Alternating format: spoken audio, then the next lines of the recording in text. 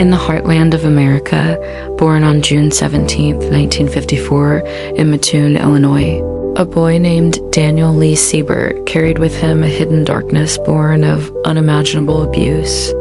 He later claimed horrific physical and sexual torment at the hands of his own father. At just 11, he watched his mother leave, but not into safety. She continued a life full of instability and strangers in and out of their home, leaving young Daniel fractured and alone. By his early teens, he ran away, bouncing between foster homes, juvenile detention, and the streets. His only escape seemed to be the military. He enlisted in the Marines, but that ended in dishonor. Without structure or roots, he drifted, adopting pseudonyms Daniel Spence, Dunny, each persona a mask to hide the chaos beneath. In 1979, the first darkness spilled outward. In Las Vegas, during a violent altercation, Siebert was convicted of manslaughter. He'd stabbed a woman, his lover, 29 times. Though sentenced to prison, it wasn't enough to stop him. Once released, he melted into anonymity, resurfacing as an art teacher, a painter, an escort, always one step ahead of suspicion.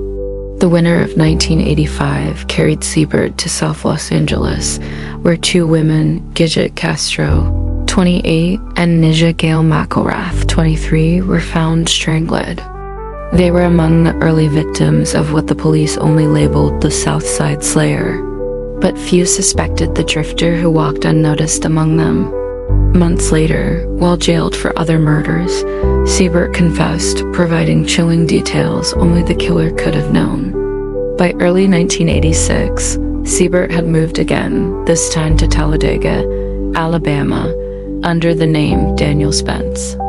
He secured a seemingly legitimate job at the Alabama Institute for the Deaf and Blind. He was an artist, a set designer. He charmed. He blended in. It was there he met Sherry Weathers, a 24-year-old deaf student and single mother. She courted him, and she let him into her life, not knowing she invited a predator into her home. On a February evening in 1986, that facade collapsed. Siebert entered Sherry's apartment with a key, strangled her while her two sons slept nearby 5-year-old Chad, 4-year-old Joey, and then killed them both. The violence didn't stop. He murdered Linda Jarman, another student who had stopped by, and Linda Odom, a waitress and girlfriend, stealing Odom's car and fleeing across state lines. By February 24th, the community's worst fears were confirmed. 5 bodies in the Sunrise apartment complex. The silence shattered. Neighbors recalled hearing strange voices before the apartment felt eerily dark. A concerned friend entered and discovered the horror. Investigators matched shoe prints, fibers, fingerprints, and even a torn page listing the victims' names. A mailer, photos, and a key in Odom's stolen car tied everything back to Daniel Spence, revealed now as Daniel Lee Siebert. For 6 months, he was off the grid until a phone call from a booth in Tennessee betrayed him. On September 5th, 1986, authorities finally caught him in Hurricane Mills.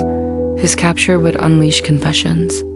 Up to a dozen murders, stretching from Nevada to New Jersey, but only a handful were ever charged. In March 1987, Siebert was convicted of capital murder, the Weathers family, and Linda Jarman, and sentenced to death. He received another life sentence for Odom's murder and was already serving time for manslaughter in Nevada.